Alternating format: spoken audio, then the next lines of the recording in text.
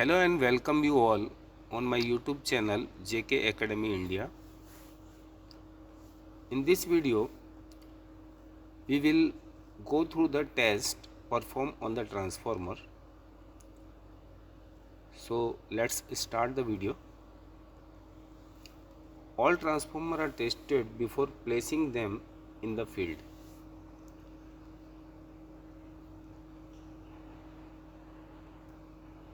By performing these tests, we can determine the parameters of transformer to compute its performance characteristic like voltage regulation and efficiency. Large transformer cannot be tested by direct loading because of following reason. First, it is almost impossible to arrange such a large load required for direct loading. Second, while performing tests by direct loading, there is huge power wastage. Third, it is very inconvenient to handle the power equipment.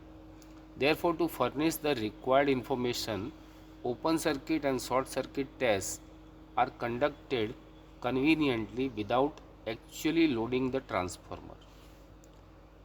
By other important tests which are conducted on transformer are polarity test, voltage ratio test and back-to-back test.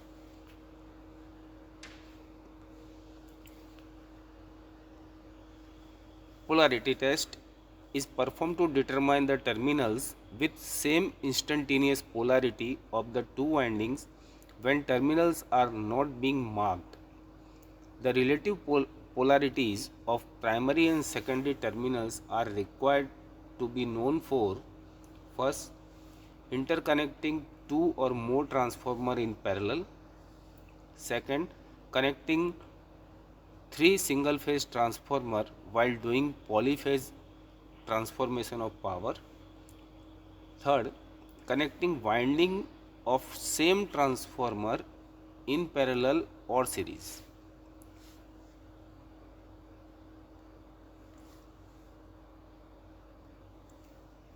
For determine the relative polarity of two windings of transformer, two windings are connected in series and a voltmeter is connected across them as shown in figure. Here a voltmeter is connected across the primary winding and the secondary winding terminal. One of the winding, preferably HV winding, is excited from a suitable AC voltage less than the rated value. So this is our source. If the polarities of the windings are marked on the diagram, then the winding will have a subtractive polarity and voltmeter will read the difference of E1 and E2. E1 is the EMF produced in the winding, primary winding, and E2 in the secondary winding. So this voltmeter will read E1 minus E2, difference of both EMF. If the voltmeter reads E1 plus E2, the polarity marking of one of the winding must be reversed. Then in that case, the polarity will be different.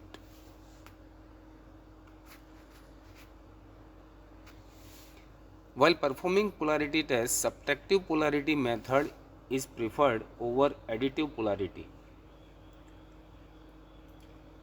because in this case the voltage between AA dash or that between VB dash is reduced. The leads connected between these terminal and two windings are not subjected to high voltage stresses. Whereas in case of additive polarity, two winding, the lead connected between AA dash and BB dash are subjected to high voltage stresses. If we go for the additive polarity, then this voltmeter will read V1 plus V2. If you go for the additive polarity, this voltmeter will read V1 plus V2 total voltage, and the voltmeter will be subjected to high stress of voltages. When the transformer is placed in the field, it may not be convenient to perform above test to check the polarity. In such cases, polarity may be checked by using a battery, a switch and a DC voltmeter, and that is of PMMC type, permanent magnet moving coil, which are connected in the circuit. We will see the figure in next. When the switch S is closed, the primary current increases with increase the flux linkages with both the windings, inducing EMF in them. The positive polarity of this induced EMF in the primary is at the end of the switch which the battery is connected. The end of secondary, which simultaneously acquires positive polarity, which is indicated by the deflection of the PMCC voltmeter. If the deflection does not occur, then open the switch. At this instant, if the deflection occurs, the polarity of the secondary is opposite.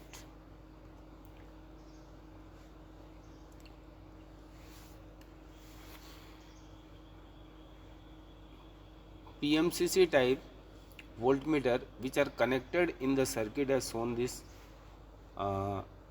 This is the voltmeter. Okay. When the switch S is closed, the primary current increases with increase in the flux linkage with both the windings, inducing EMF in them. The positive polarity of this induced EMF in the primary is at the end to which the battery is connected. Okay. Suppose here is the positive polarity. The end of the secondary, which the positive polarity of this induced EMF in the primary is at the end of which the battery is connected. The end of the secondary, which simultaneously acquire positive polarity, which is indicated by the deflection of PMCC voltmeter, and if the deflection not occur, then open the switch. At this instant, if the deflection occurs, the polarity of the secondary is opposite. So, while closing the switch, voltmeter has to deflect, then only we can say that polarity is same.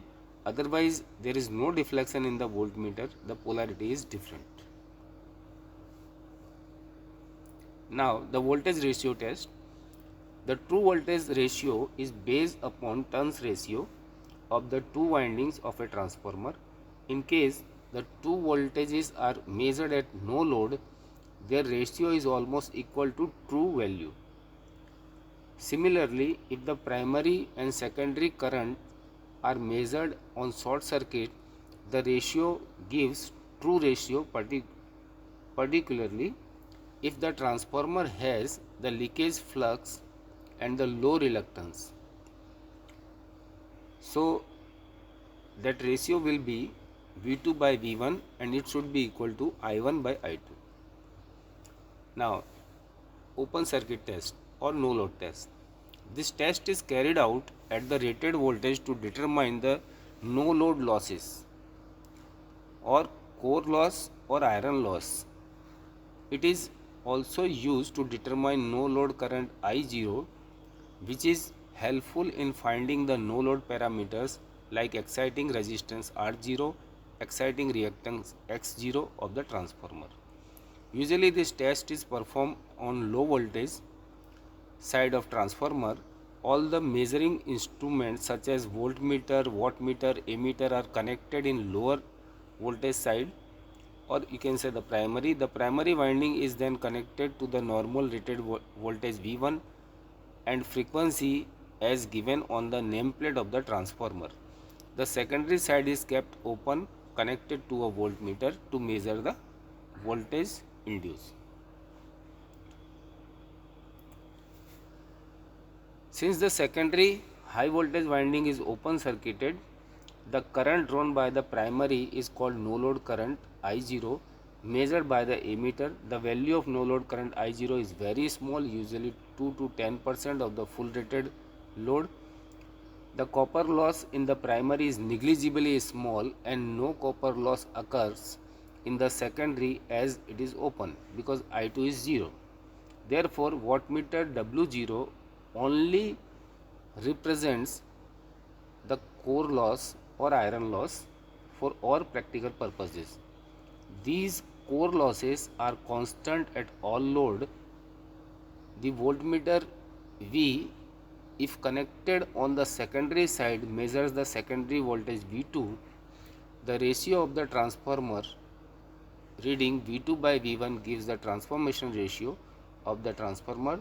The phasor diagram of this transformer at no load is shown in figure.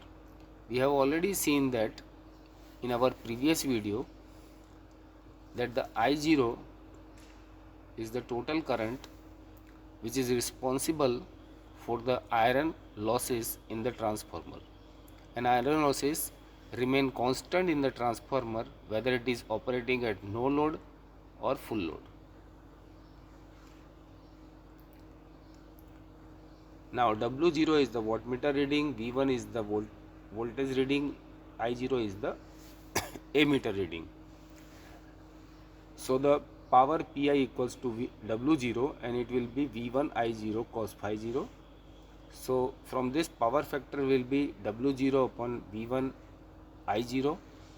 Working component IW will be W0 upon V1. Magnetizing component I magnetizing will be under root of I0 square minus IW square. Equivalent exciting resistance we can find by V1 upon IW, and equivalent exciting reactance will be V1 upon I magnetizing current.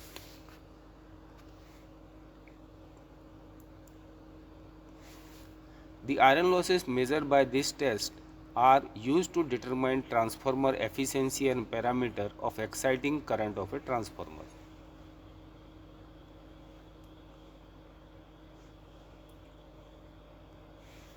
Now we have find out the iron losses. Now separation of hysteresis and eddy current losses. So according to Steinman empirical relation, so WH, the heat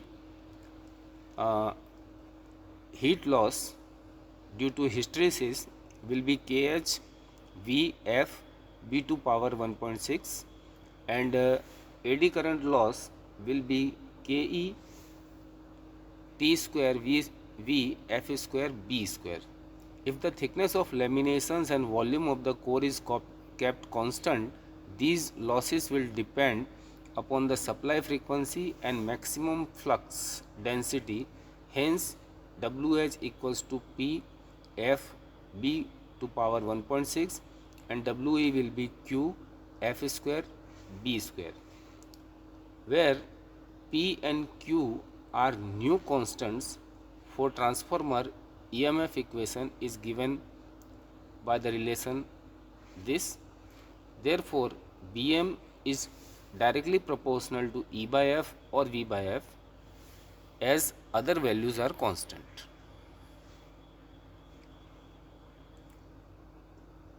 Now,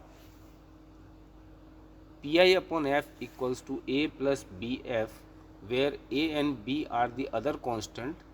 A is nothing but P B to power 1.6 and B is Q B square.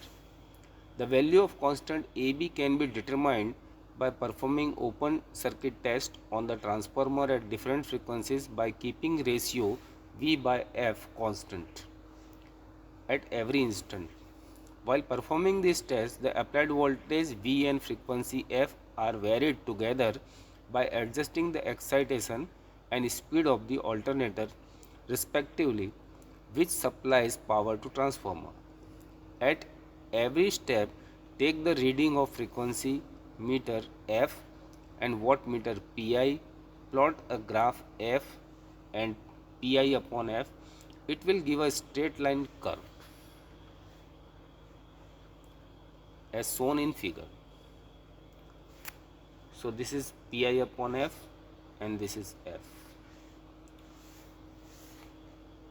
Where this line intercept the vertical axis R gives the value of constant A.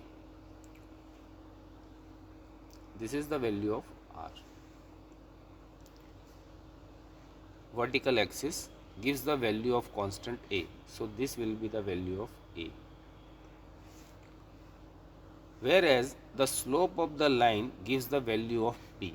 So this is the tan inverse of B.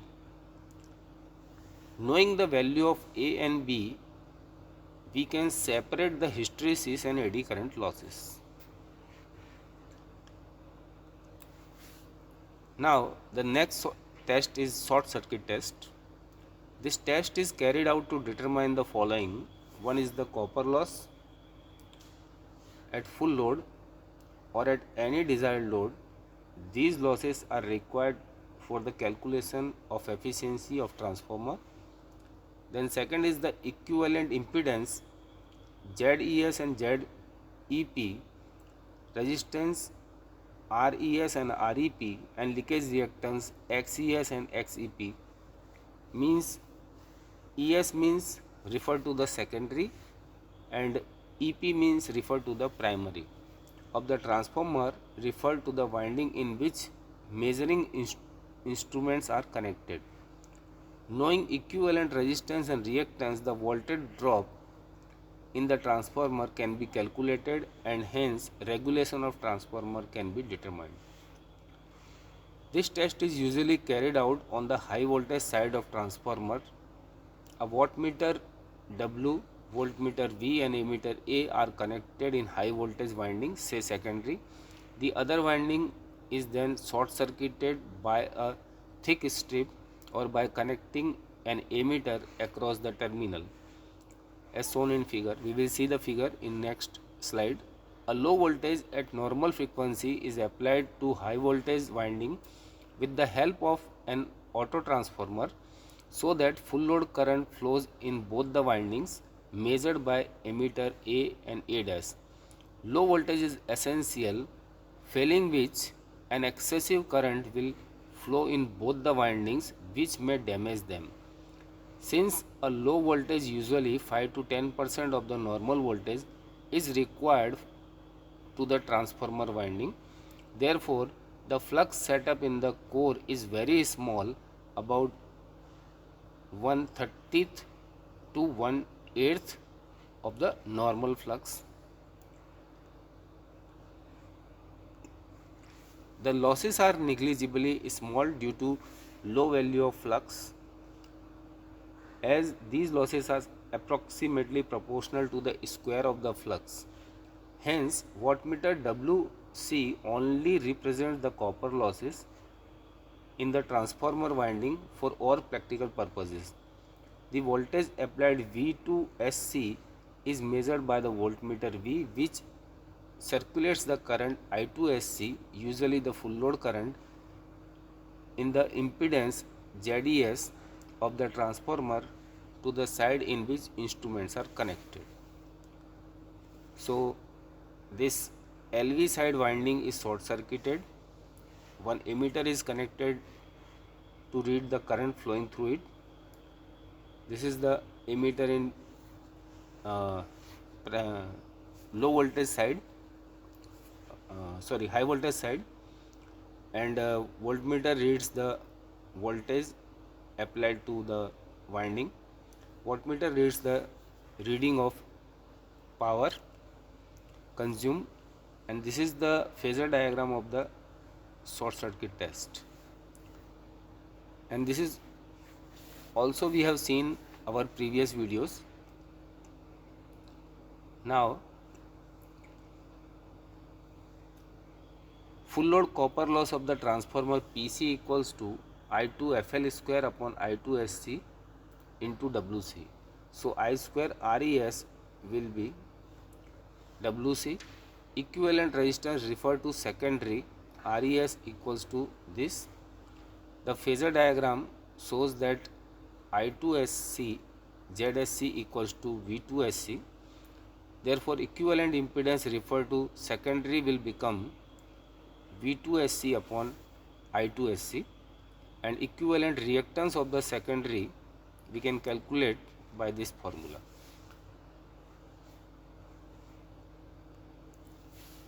After calculating RES and XES, the voltage regulation of transformer can be determined at any load and power factor. Now we will see the back-to-back test. Although efficiency and regulation of transformer can be determined by performing open circuit and short circuit tests, but to test temperature rise, it is necessary to conduct a full load test on a transformer. For a small transformer, full load test can be conveniently conducted, but for large transformer, full load test is very difficult. A suitable load to absorb full load power for a large transformer may not be easily available. It will also be very expensive as a large amount of energy will be wasted in the load during test. Therefore, large transformer can be tested for determining the maximum temperature rise by back-to-back test.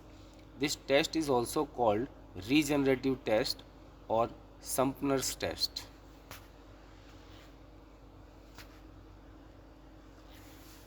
The back-to-back test on single-phase transformer requires two identical transformers as shown in this figure.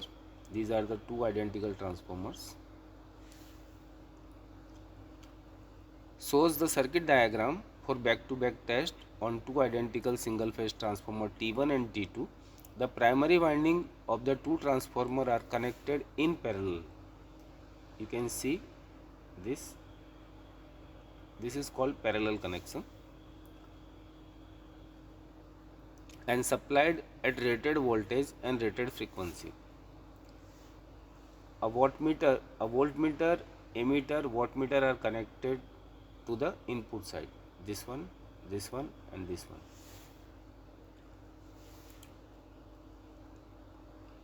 And this is our regulating transformer, which reads the current flowing in this circuit, and wattmeter reads the reading in between these two windings A and D, where B and C are short circuited, and this voltmeter reads the voltage. So back to back means both the transformer are in parallel, and the voltage induced in the secondary is being measured by the other voltmeter.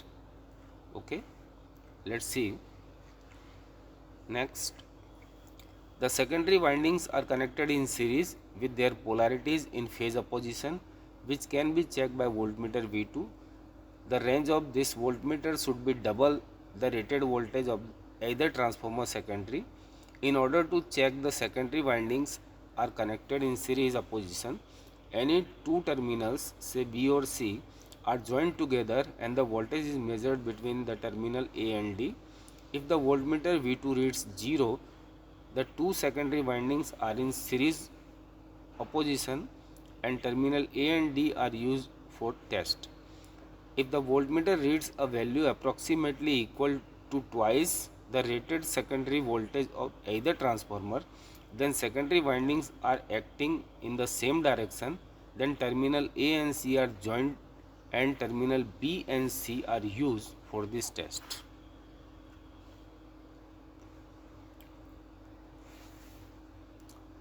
If the primary circuit is now closed, the total voltage across the two secondary windings in series will be 0.